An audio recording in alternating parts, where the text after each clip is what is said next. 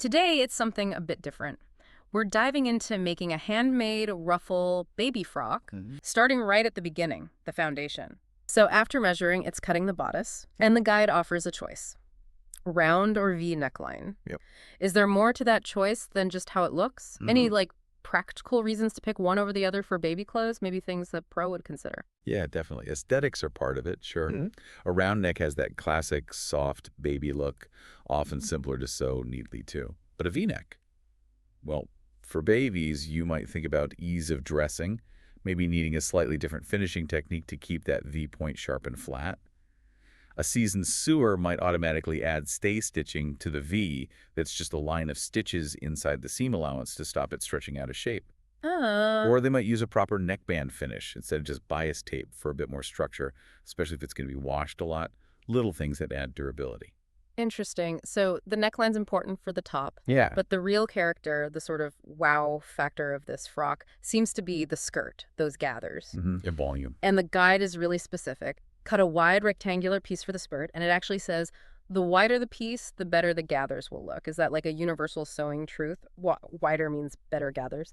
It absolutely is. It's all about what's called the fullness ratio. No matter if it's this frock or curtains or a fancy gown, it's designing for that volume. Okay, so we have our pieces cut, then assembly.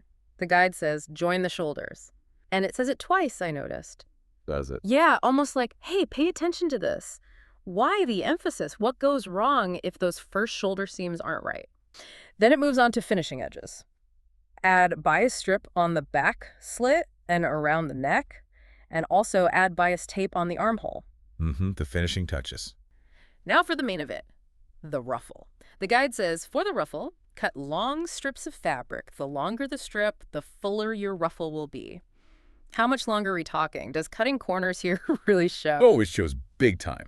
It's the same principle as the skirt gathers, just concentrated. You want a really full, luxurious ruffle. You need to strip maybe 2, even 3 times the length of the edge you're attaching it to. Oh, okay. Skimping on length means a flatter, less impressive ruffle. It loses that playful bounce. Then, the guide mentions, create gathers or pleats in the ruffle.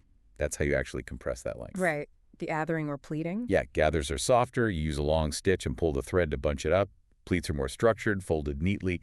Either way, that initial length is what gives you the volume to work with. It's what makes it adorable, really. So once the ruffle is gathered or pleated, you add ruffle to bodice from shoulder to waist, then prep the skirt. Create gathers or pleats in the skirt piece to match the width of the bodice. That matching sounds important. And finally, attach the skirt to the bottom of the bodice. And just sew the sides. And that's it. That's where all the pieces finally come together, attaching the skirt neatly, then sewing up those side seams. That's what turns it from flat pieces into an actual 3-dimensional frock.